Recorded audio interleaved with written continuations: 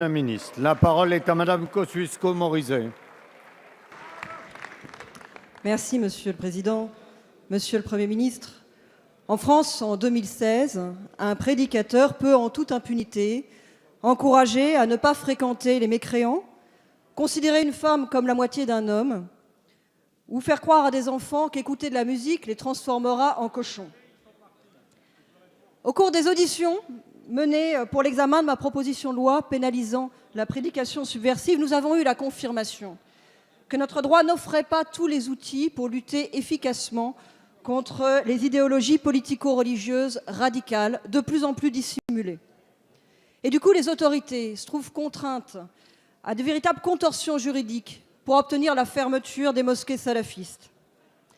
Jeudi, la semaine prochaine, nous débattrons dans cet hémicycle d'une proposition de loi pour mettre hors la loi les prédicateurs salafistes radicaux, co-signée par une cinquantaine de nos collègues. Elle a été inscrite à l'ordre du jour grâce à notre président de groupe, Christian Jacob, que je remercie.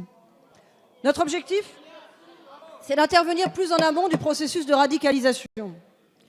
Nous voulons offrir aux juges, aux élus locaux, aux citoyens, une base légale à la condamnation des prédicateurs qui promeuvent une ségrégation identitaire.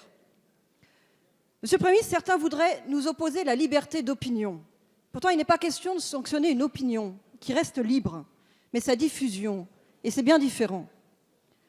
D'autres voudraient nous opposer la liberté religieuse, mais on ne peut pas habiller n'importe quoi de la liberté religieuse. La liberté de conscience, oui. La religion, comme prétexte pour saper les principes de la République, non. Monsieur le Premier ministre, je vous ai interpellé à ce sujet dans l'hémicycle en juillet. Nous en avons discuté début septembre de façon constructive.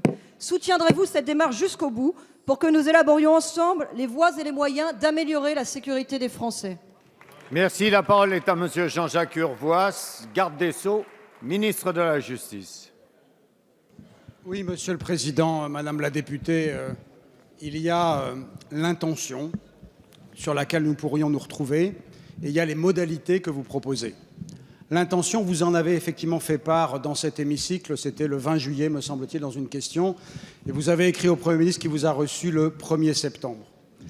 Nous avons évidemment regardé avec beaucoup d'attention parce que dans ce domaine, personne n'a la science infuse et on est toujours plus intelligent quand on analyse avant de parler. Et donc, à la lecture de votre proposition de loi, nous en concluons deux éléments. Soit ce que vous proposez existe déjà, et je vais essayer de le démontrer, soit ce que vous avancez de nouveau nous paraît trop imprécis pour que ça soit le remède ne soit pas pire que le mal. Je m'explique. Vous proposez de lutter contre l'apologie du terrorisme. Cela existe déjà. C'est l'article 421-2-5 du Code pénal.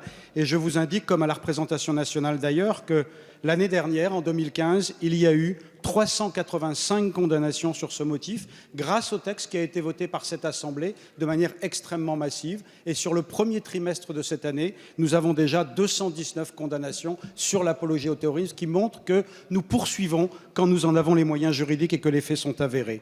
Vous proposez ou vous souhaitez éviter que les mineurs soient préservés de messages incitant au terrorisme. C'est possible d'ores et déjà en vertu de l'article 227-24 du Code pénal.